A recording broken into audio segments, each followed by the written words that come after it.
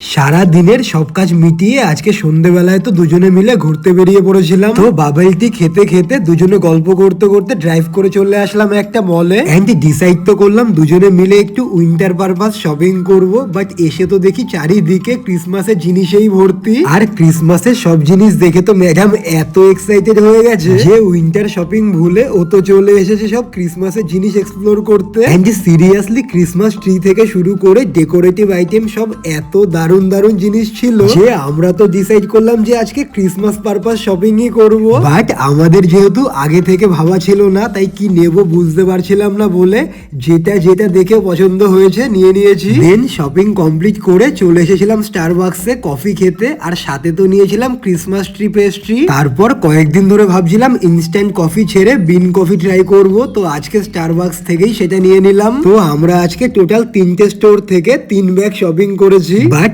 নিজেদের জন্য কিছু না কিনে সব জায়গা থেকেই তো কিনেছি ক্রিসমাসের জিনিস। এন্ড ম্যাডাম আমার আর ওর জন্যই স্যান্টা কাপটা কিনেছে, যেটা তো আমার সবচেয়ে বেশি পছন্দ হয়েছে।